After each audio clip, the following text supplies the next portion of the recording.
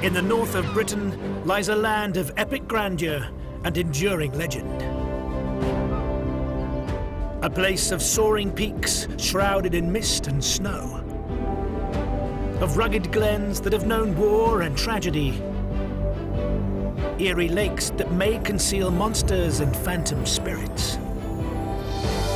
Where mysteries of the ancient past are revealed. And the unnerving secrets of more recent times still lie buried.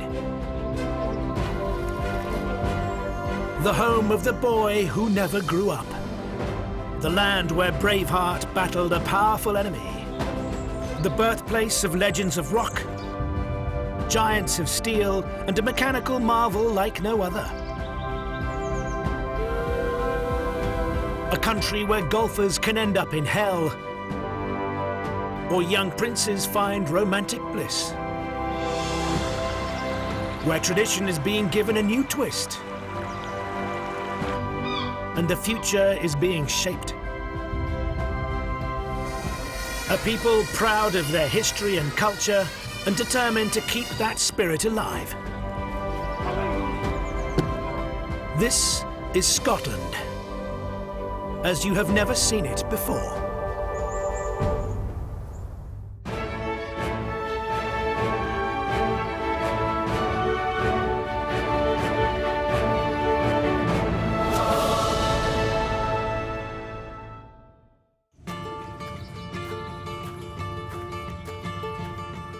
There are many ways to take in the wonders of Scotland, but retired airline pilot Sant Cervantes must surely have one of the most serene.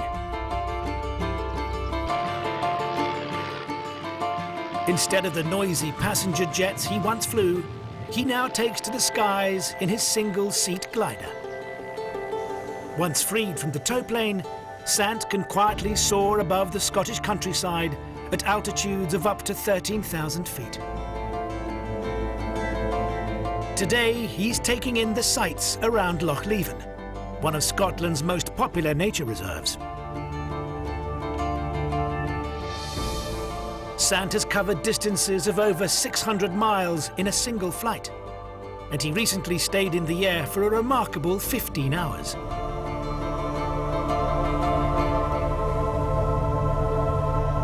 He says gliding is similar to surfing, but instead of waves, he's riding updrafts of air.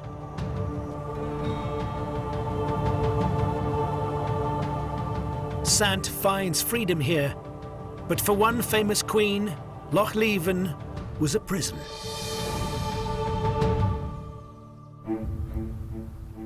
On a tiny island in the loch stands the remains of a medieval castle. In 1567, it played host to an illustrious prisoner, Mary, Queen of Scots. Taken here by Scottish noblemen following an uprising, Mary spent most of her captivity in the great and gloomy Glasson Tower, where she complained there was not a fit bed or any article proper for one of her rank. While there, Mary was forced to abdicate in favour of her infant son, James. After being held for 10 months, she took advantage of her captor's drunkenness during a May Day party to escape across the lake. She later fled to England, never to return to Scotland.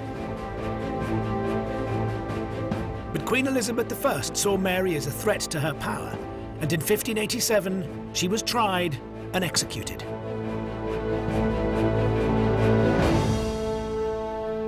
Mary's lonely prison on Loch Leven is less than 20 miles north of Scotland's capital city, Edinburgh.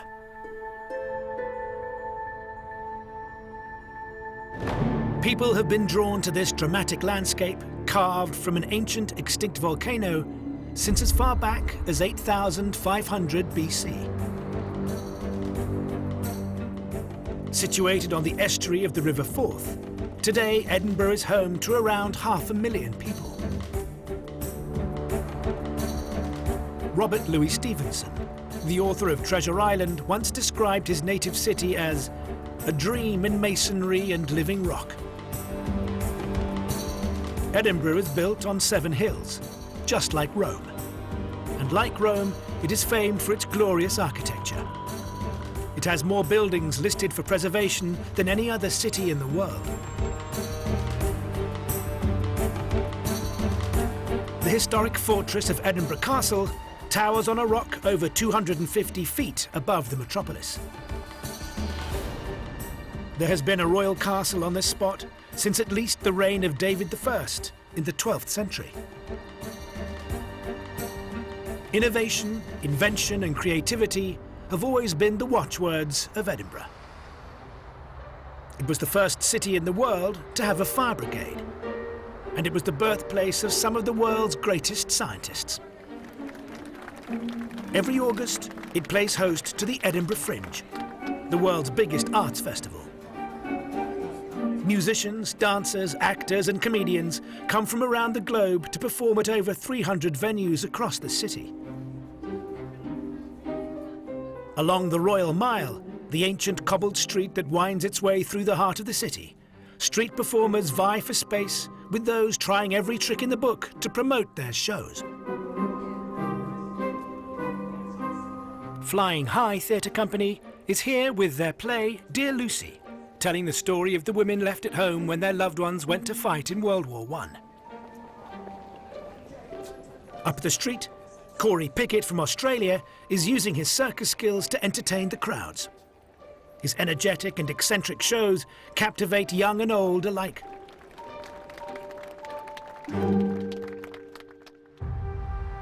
Not far away, a towering spire commemorates another captivating individual, the writer Sir Walter Scott. Born here in Edinburgh almost 250 years ago, Scott enthralled readers with his tales of adventure and romance, including the classic novels Rob Roy and Ivanhoe. In his lifetime, Scott became a much-loved national icon. This dark Gothic tower was completed in 1844, 12 years after Scott's death. It contains numerous sculptures of characters from his many books. At its base, Scott himself is immortalized in gleaming white marble, his beloved dog Maida by his side. Those with the stamina can climb 287 steps up a narrow spiral staircase to the top of the monument and be rewarded with magnificent views of the city below.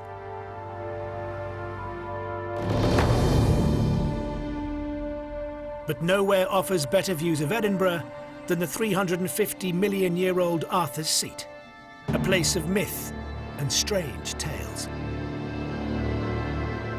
No one is quite sure how it got its name, but some ancient chronicles tell that it was the location of Camelot, the legendary kingdom of King Arthur and his noble knights.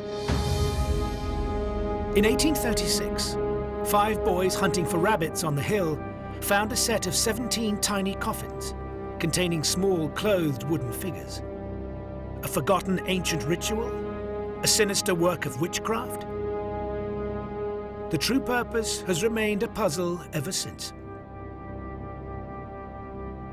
But there is no mystery as to why people are drawn to the summit of this ancient hill.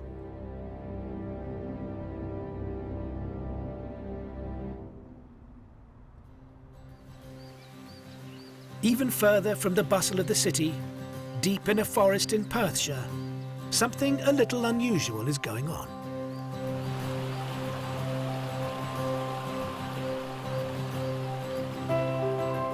Finley Wilson and his friend, former professional dancer Annan Lambie, are here to practice forest yoga. But these boys have chosen to swap sweatpants for more patriotic attire.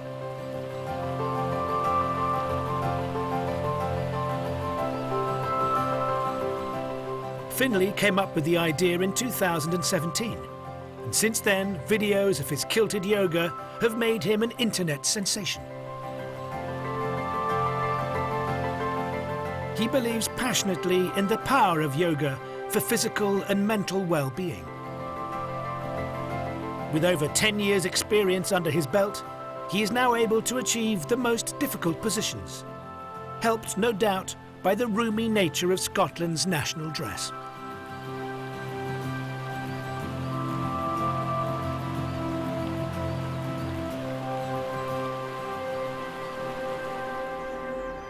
patriotic feelings run deep in Scotland.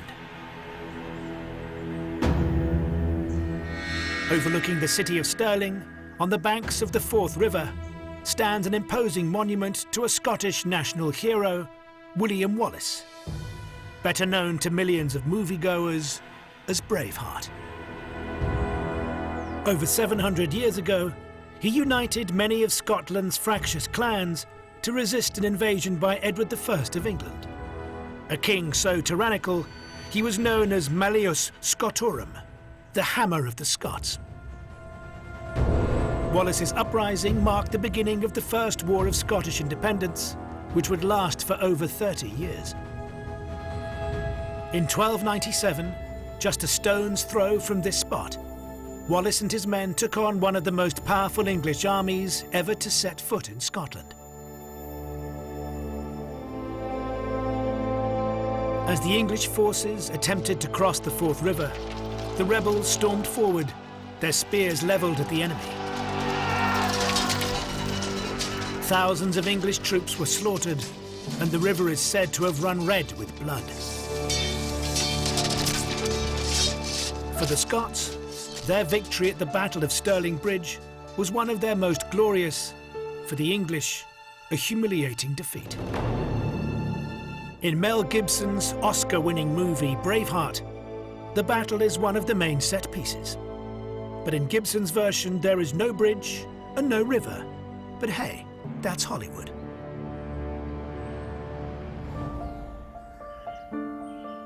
In the wake of Wallace's defeat at the Battle of Falkirk, another figure emerged who would eventually secure Scottish independence: Robert the Bruce.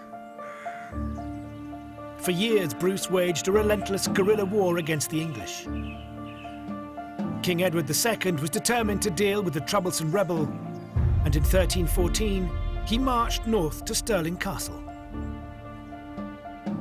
Bruce and Edward's armies met in the shadow of the great fortress at a place called Bannockburn, and here the Scots won a crushing victory over their English oppressors.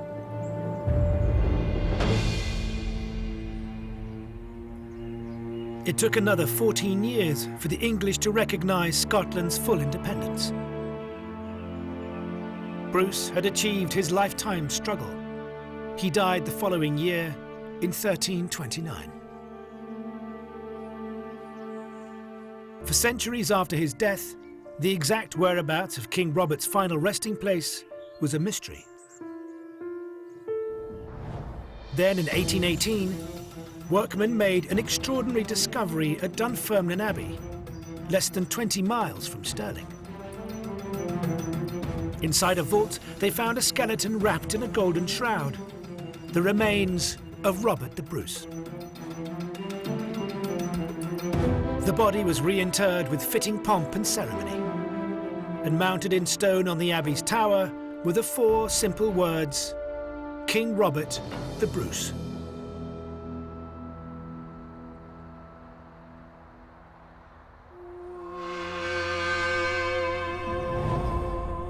For over 8 centuries, all of Scotland's monarchs were crowned here near the village of Scone.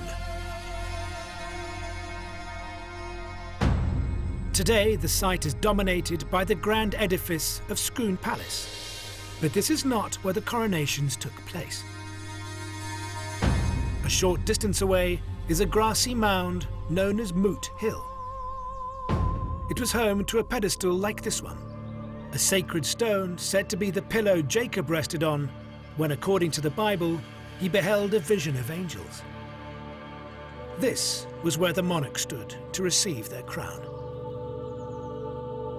The stone that now stands here is a replica. In 1296, Edward I of England took the original from its resting place and brought it to London's Westminster Abbey, where it would remain for nearly 700 years. Then on Christmas Day 1950, the stone suddenly vanished. It would be several months before the mystery of its disappearance was solved.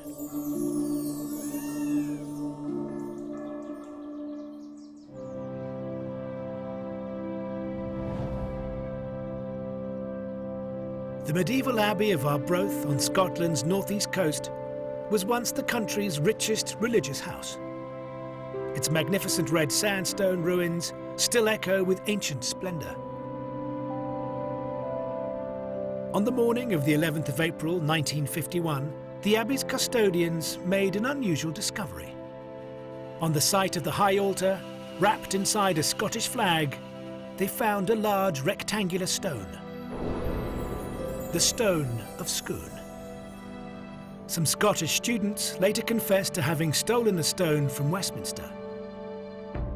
By choosing to leave it here in Arbroath Abbey, they were making a powerful political statement.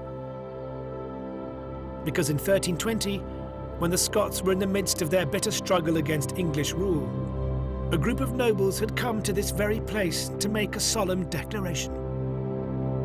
They proclaimed that Scotland was an independent country that cherished freedom above all else. So long as 100 of us remain alive, we shall never surrender. It is in truth not for glory, nor riches, nor honour that we are fighting, but for freedom alone, which no honest man will give up, but with life itself.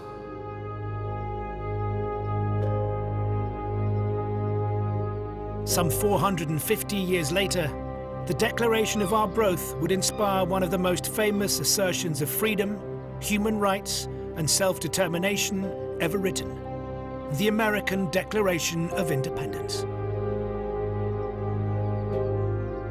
And the Stone of Scone officially returned to Scotland in 1996. It is now held in Edinburgh Castle.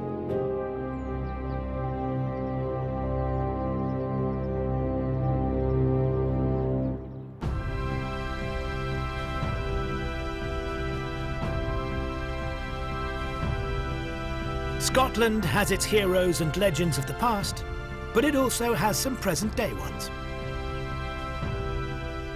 This is Dunblane Sports Club, north of Stirling, and this is where Andy Murray first wielded a tennis racket. Murray was only 3 when his mother Judy first took him here to play. By the time he was 8, he was playing adults in the District League. 17 years on from that, in 2012, he won the US Open, and a year later became the first British winner of the Wimbledon men's singles title in 77 years. Judy still comes to the club to play, and when he's in town, Andy himself often drops by to give the kids some helpful pointers. Who knows, a tennis superstar of the future could be playing here today. Murray has contributed to the town in other ways.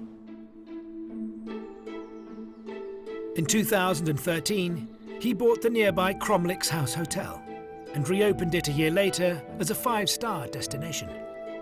It was the venue for his wedding to Kim Sears in 2015. It has, of course, got a tennis court, where staff members Caitlin Swart and Brice Lachane-Vacher like nothing better than getting in a few games on their break time.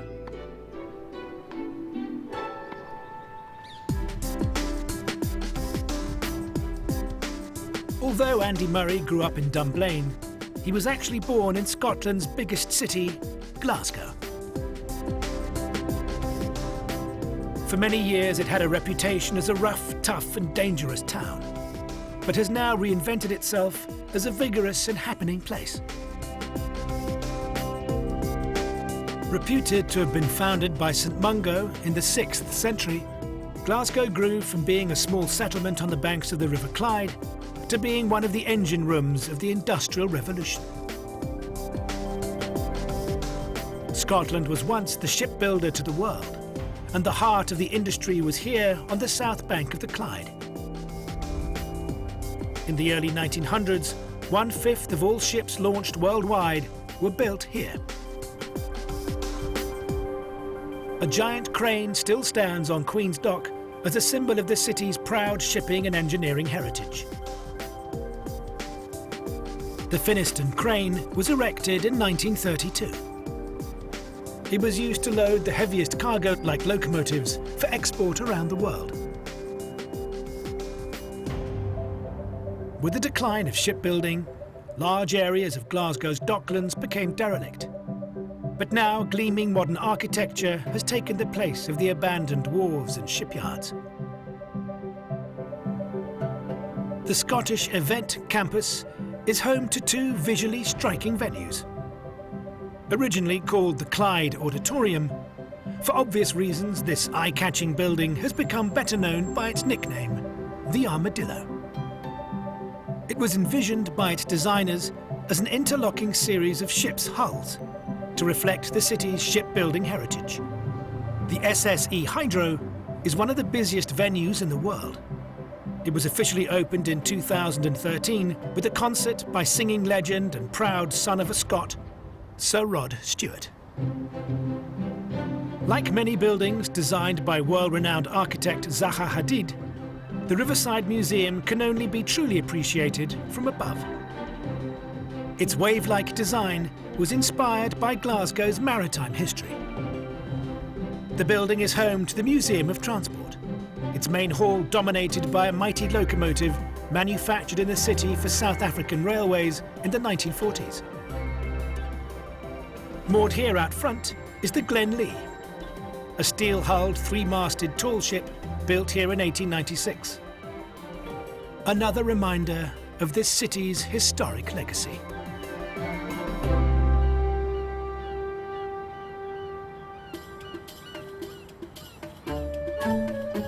But the shipyards produced more than just ships. In 2017, 3 murals appeared at locations around Glasgow to celebrate the 75th birthday of the city's favourite living son, Sir Billy Connolly. These days, he's a world-famous comedian and actor, well known for roles in movies like The Hobbit and Brave. A far cry from his humble beginnings as an apprentice welder in a local shipyard, where his workmates' merciless humour inspired his love of comedy. It was the beginning of a journey that would make him an international star, and what many have called the biggest Scottish export after whiskey. When Connolly himself saw the murals for the first time, he could only say that he was flabbergasted, overjoyed, and profoundly moved by the honour.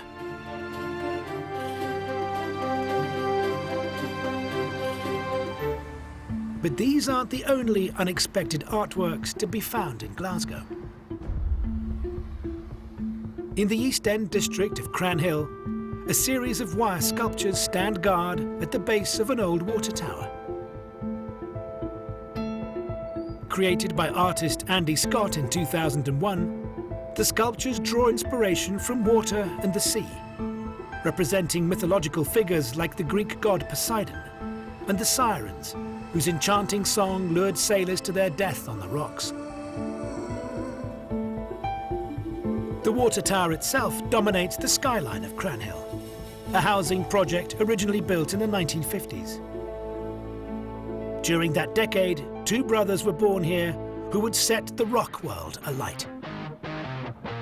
Malcolm and Angus Young spent their early childhood in Cranhill before the family moved to Australia. There in 1973, they formed the now legendary AC/DC. A year later, they recruited a new lead singer who also happened to have strong Scottish ties. In fact, he had spent the first 6 years of his life less than 100 miles from Cranhill in the small town of Kirriemuir. Bon Scott helped propel AC/DC to global stardom before his tragic death in 1980 at the age of just 33. Die-hard fan John Crawford and his friends organised for a bronze statue of Scott to be erected in the town in 2016. It was completely funded by fans from across the world. John is also a founder of Bonfest, which has grown from humble beginnings in 2010 to a 3-day event, attracting around 15,000 people to the town every year.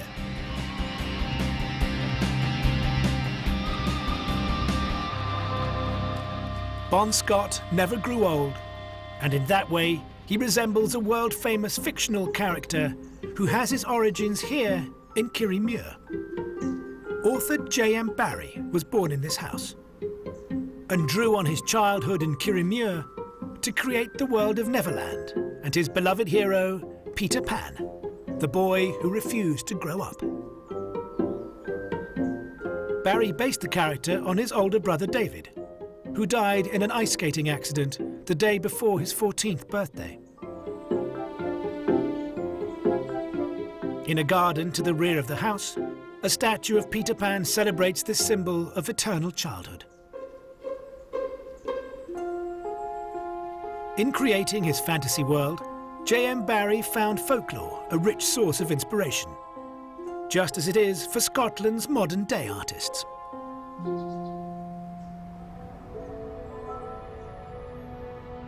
At the eastern entrance to the Clyde and Forth Canal, west of Edinburgh, are two mighty steel sculptures named in honour of mythical water spirits known as Kelpies. These malevolent creatures were said to inhabit Scotland's rivers and lochs and would appear as horses, but could also adopt human form. Standing nearly 100 feet high, the sculptures were created as a monument to the role horses played in the agricultural and industrial heritage of the country.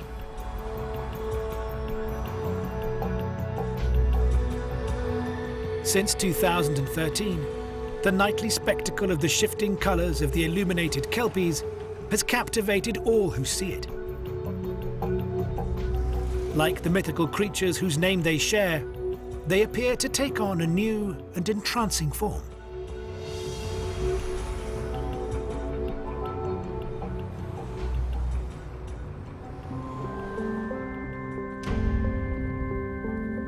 A few miles inland along the canal, there is a wonder of modern engineering: the world's only rotating boat lift. The Falkirk wheel uses principles set out by the Greek mathematician Archimedes more than 2,000 years ago. The boat lift links the Forth and Clyde Canal with the Union Canal, almost 80 feet above. In previous years, boats had to use a series of 11 locks that stepped from one canal to the other, and a day's work was required to negotiate the manoeuvre. Now the transition can be achieved in a matter of minutes. When one boat is lowered by the apparatus, the other boat automatically rises. And thanks to the laws of physics, it's all achieved with the same amount of energy required to boil 8 household kettles.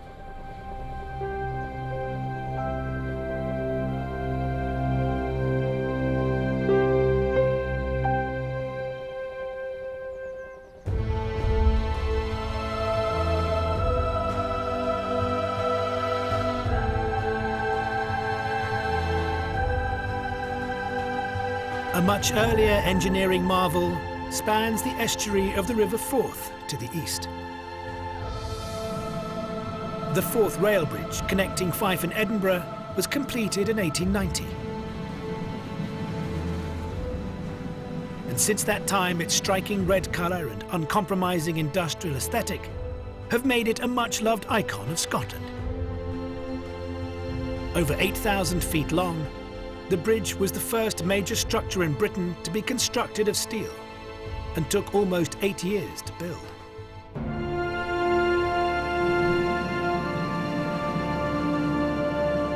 Now a UNESCO World Heritage Site, the bridge still carries 200 trains per day over the Firth of Forth. Although 2 impressive road bridges have been added since, the most recent opened by Queen Elizabeth in 2017, it's hard to imagine either ever supplanting the rail bridge in the nation's affections.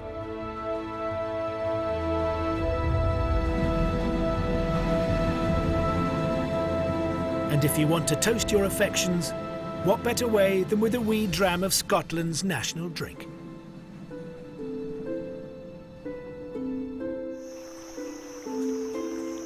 Pure water from crystal clear streams is where the story of Scotch whisky begins. When malted barley is added, the magic starts to happen. Hidden away in a quiet glen in Perthshire is a whisky distillery that claims to be the oldest in Scotland. Andrew Robinson is lining up the handmade oak casks that are used to mature the whisky for a minimum of 3 years. Andrew only started working here recently, but being a whisky lover, he feels right at home. Glenturret, which was established in 1775, has its origins with illicit still operators who used this secluded spot to keep away from the prying eyes of the tax collectors. They even took to distilling their whisky at night to avoid being found, giving rise to the term moonshine. Nowadays, the fine whiskies made at places like Glenturret are one of Scotland's biggest revenue earners. In 2017, over 1.2 billion bottles were exported worldwide. That's nearly 40 bottles every second.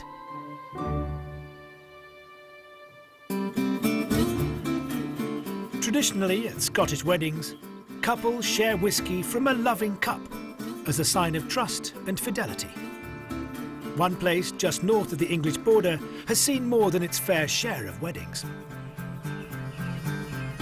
Gordon and Amy Bruff, like countless other couples before them, came to the little village of Gretna Green to exchange their vows. The tradition began in the mid-18th century, when strict new marriage laws relating to age and parental consent were introduced in England. Those hopelessly in love began to elope here because of Scotland's far more relaxed rules. All that was then required was a simple declaration in front of 2 witnesses. But with the father of the bride often in hot pursuit, there was no time to waste. The blacksmith's shop was the first building reached, and so it was here that the star-crossed lovers tied the knot. It was said that, like the metals he forged, the blacksmith joined couples in the heat of the moment, but bound them for eternity. Every year, around 5,000 couples from all over the world still make the journey to Gretna Green to marry, drawn here by its history and romantic allure.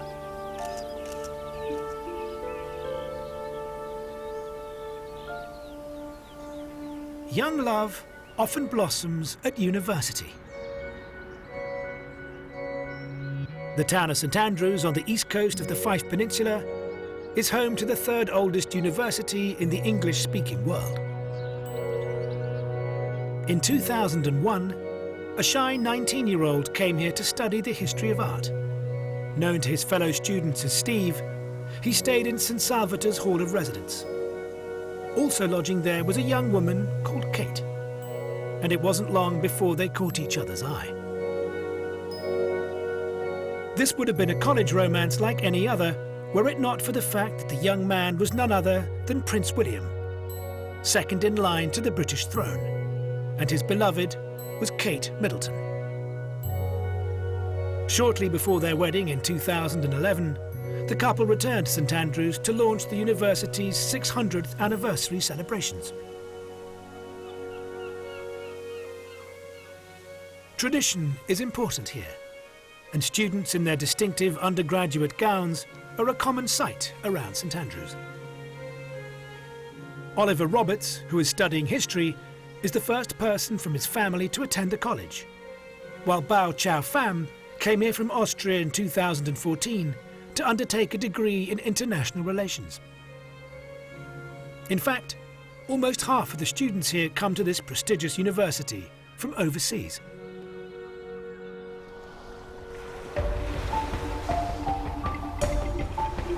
St Andrews is, of course, even better known as the birthplace of one of the world's favourite sports.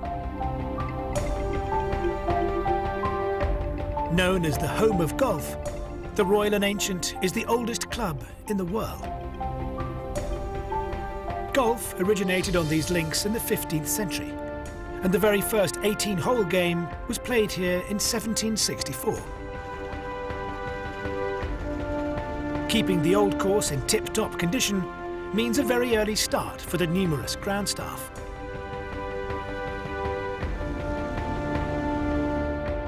Golf wouldn't be golf without bunkers, and there are 112 dotted around this course. When Tiger Woods won the British Open here in 2000, he famously avoided hitting a single one during the whole championship. One of the most notorious is the appropriately named Hell Bunker on the 14th. Ending up in this 7-foot deep trap has ended the dreams of many a pro and amateur alike.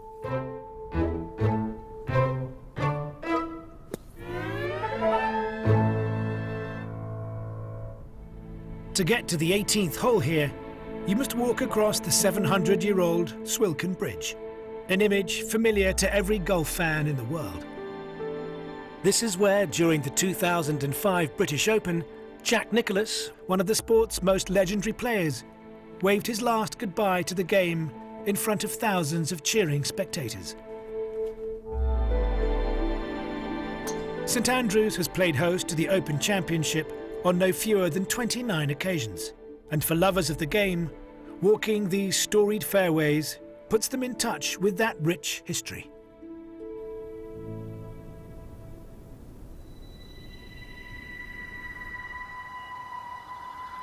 The bunkers of St Andrews may be fearsome, but just a few miles from the town, there is a bunker that once held far greater dread. Military hardware and a surface-to-air missile is not what you would expect to see outside a Scottish country house. But this is no ordinary house.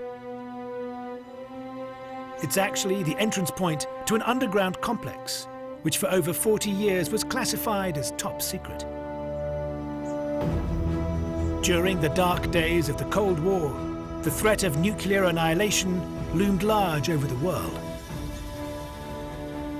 In the event of a nuclear strike on Britain, it was from here that Scotland would have been governed. Originally built in 1951, the bunker is 100 feet below ground and split over 2 levels, each larger than a football field. It could accommodate 300 personnel, and as well as a nuclear command centre, it housed radar interception equipment, weapons storage, and a broadcasting studio staffed by the BBC. If an attack was imminent, all other TV and radio channels would be taken off air, leaving just the emergency channel to alert people to the approaching terror.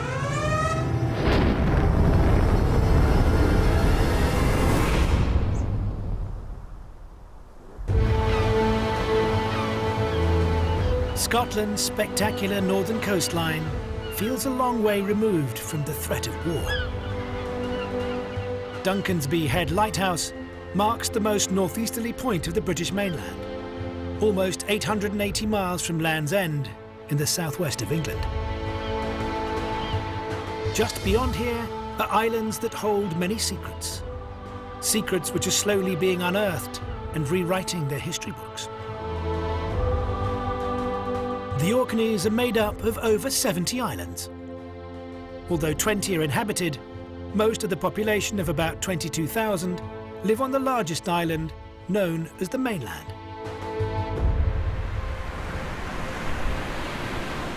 The people of the New Stone Age settled here around 6,000 years ago, and the remnants of the vibrant culture that subsequently flourished on the island are scattered all around. Skara Brae on the island's west coast is a 5,000-year-old settlement that has been called the Scottish Pompeii. This incredible window into the lives of the ancients was only discovered in 1850, when a severe storm stripped the earth from the site. Each house shares the same basic design: a single large room fitted with stone-built cupboards, dressers and beds, all laid out around a square hearth. Here the inhabitants would gather about the fire during Orkney's long, dark winters.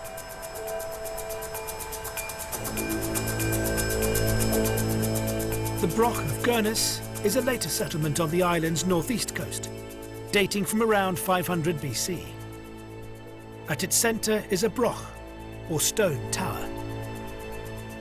It would probably have originally reached a height of around 30 feet, and was most likely inhabited by the principal family or clan of the area. The entire settlement may have been home to as many as 40 families.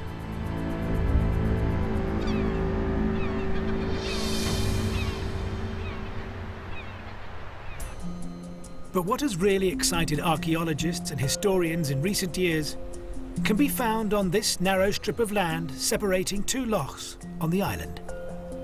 The Ness of Brodgar, as it's known, has been described as the greatest Neolithic treasure of Western Europe.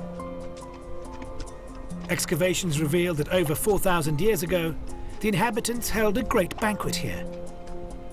Bones found on the site show that they slaughtered some 600 cattle for the feast. Gary Shafto is among those seeking to unravel the mystery. He's one of the volunteers who since 2003 have been helping archaeologists map and excavate the 6-acre site. They have unearthed a huge temple complex, parts of which were constructed more than 5,000 years ago. As well as bones, numerous tools, painted ceramics, and elegantly made pottery have been uncovered. The sophistication and complexity of what they found indicate that this remote spot was an ancient center of innovation. Intriguingly, evidence suggests that after the Great Feast, the complex was abandoned and forgotten for over 4,000 years until now.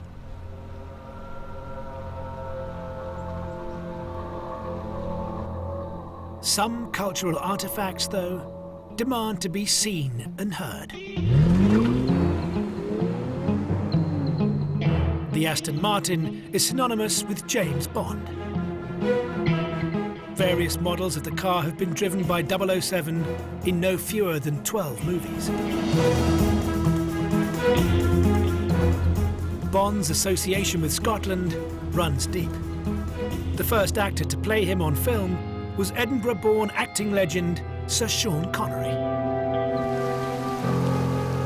In 2012 Skyfall, Bond races his silver Aston Martin through the Scottish Highlands to his ancestral home here in the spectacular Glencoe Valley.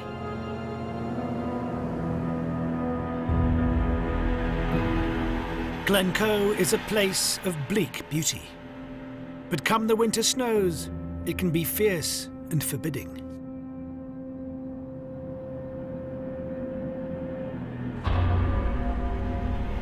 It was on a day such as this that tragedy struck this remote spot.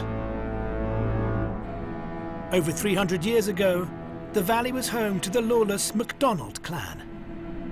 They, like other Highland clans, were seen as a possible threat to the regime in London. On the night of February the 13th, 1692, while a blizzard howled, government troops attacked the families as they slept. 38 people were killed, including women and children. Some who managed to escape into the mountains perished in the bitter conditions. Every year, on the 13th of February, the Clan Donald Society holds a wreath-laying ceremony at this memorial in the village of Glencoe. Clan members from all around the world come to remember.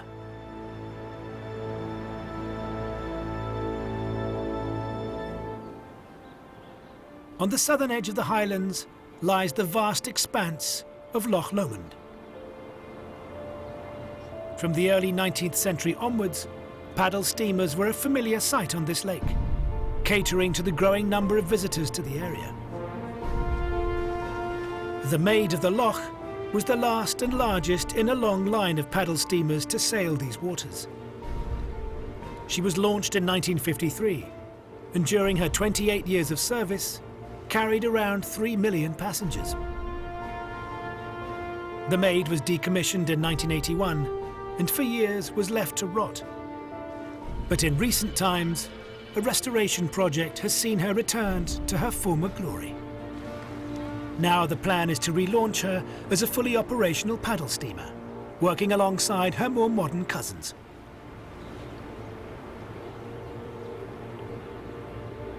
Loch Lomond is surrounded by the Trossachs National Park, over 700 square miles of mountains, lakes and woodland. The Scots have a special name for a mountain over 3,000 feet high, a Munro, and there are 21 of them here.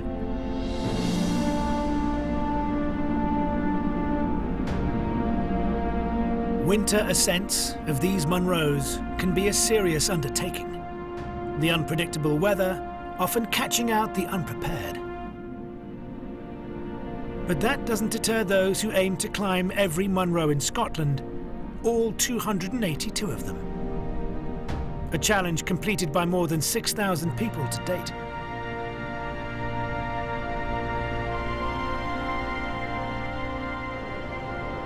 There are Munros, and then there is Ben Nevis, Scotland's highest peak. Situated in the Northwest Highlands, it's almost 4,500 feet high. Appropriately enough, its name translates as mountain with its head in the clouds.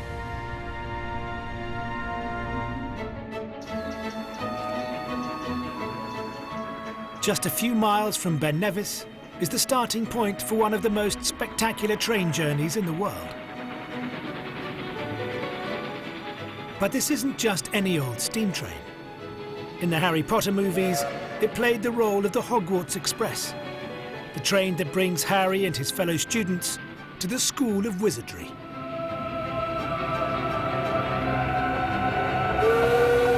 It crosses the magnificent 21-arched Glenfinnan Viaduct, which was opened in 1901 and provides stunning views of the surrounding valley and Loch Shiel to the south.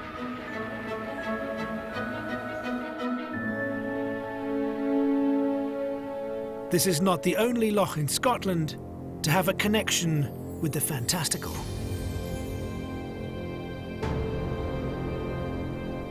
This is Loch Ness, 23 miles long and almost 800 feet deep. In its murky depths, some believe, lurks an ancient creature forgotten by time. Over the years, many people have claimed to have seen the Loch Ness Monster, or Nessie, as it is affectionately known. Photos have claimed to show the beast, but all have been dismissed by scientists as either misidentifications or hoaxes. In 2016, a team using sonar technology detected the 30-foot-long body of a creature lying on the lake bed. Sadly for Nessie hunters, it turned out to be a prop from a 1970 film starring Christopher Lee. But even the most skeptical can be sometimes unsettled by this lake's hidden depths. Locals Donald McPherson and his partner Nicola Forbes remain unconvinced about the existence of Nessie. But Donald says there have been times when he has had the uneasy feeling that something much greater than a fish was swimming beneath his paddleboard.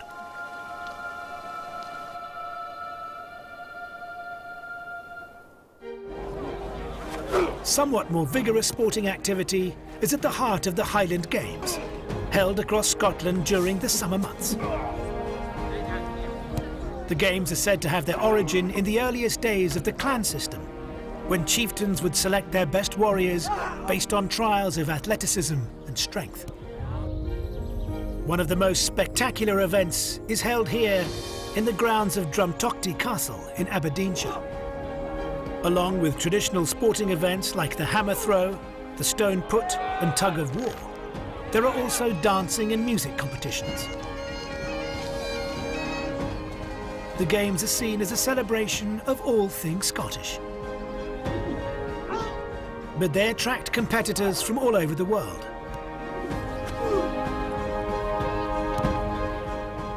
Łukasz Wenta is from Poland and has been coming to participate in the Highland Games for over 10 years. He specialises in the weight events, including the iconic caber toss, which involves tossing a large log weighing up to 180 pounds end over end. Łukasz says, "Although I'm Polish, I feel at home in Scotland. A home like nowhere else. A people inspired by their landscape. Wild, passionate, proud Scotland.